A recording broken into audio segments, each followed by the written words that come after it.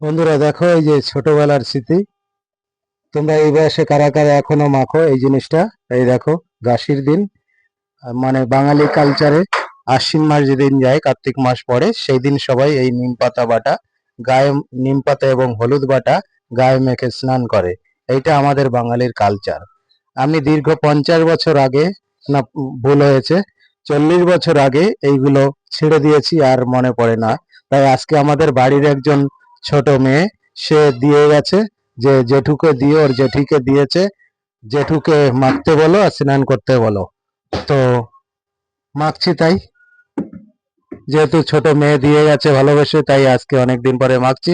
তোমরা কে কে মাখো সেটা একটু তোমরা জানাবে কমেন্ট করে। এখনো কারা কারা এই বয়সে মাখো?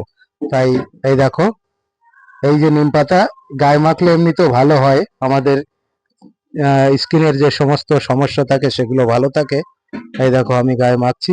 বলো তোমরা কে কে এখনো মাখো, সেটা একটু কমেন্টের মাধ্যমে জানাবে। তো গায়ে মাখি, তোমরা দেখতে থাকো। এই যে এইভাবে মাখলে এমনি, এই সময় ছাড়া যদি রোজই মাখা যায়, দিনে ডেলি একবার করে স্নানের আগে 20 মিনিট করে এই নিম পাতার কাঁচা হলুদ গায়ে মাখা যায়, তাহলে আমাদের স্কিনে বা চামড়ায় যে সমস্ত র্যাশ বেরায়, চুলকানি ইত্যাদি অনেক কিছু হয়, সেগুলো থেকে আমরা দূরে থাকতে পারি। তো চামড়াও ভালো থাকে। তো সবাই মাখবে, ভালো থাকবে। নিম পাতা খুবই উপকারী জিনিস, তেতো হলেও খুবই ভালো। নিম পাতার মতো কোনো গাছে গুণ নেই, আমি যতদূর জানি। তাই ছোটবেলার কথা মনে করে আজকে মাখছি, যেহেতু বাড়ির ছোট মেয়ে দিয়ে গেছে যে জেঠুকে দিও। তাই তোমরা সবাই দীপাবলির শুভেচ্ছা নিও।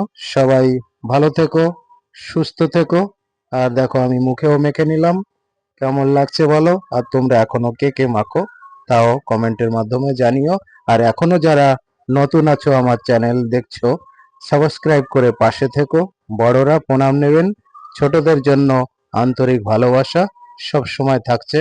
ভালো থাকবেন, সুস্থ থাকবেন, আর সকলের জন্য মঙ্গল কামনা করে আজকের ভিডিওটা এখানে শেষ করব। তো সবাই ভালো থাকবেন, সুস্থ থাকবেন, আর আসবেন পাল্লা বাজার চাঁদপাড়া রোডে আমার ফুচকার স্টলে। এখনো যারা ট্রাই করেননি, ট্রাই করে যাবেন। আর শুভ দীপাবলির শুভেচ্ছা জানাই সকলকে। আর আমাদের পল্লী মঙ্গল সমিতি পাল্লা দক্ষিণ পাড়ায় একটা পুজো হচ্ছে, সেখানেও সবাই আসবেন। ভালো থাকবেন, সুস্থ থাকবেন।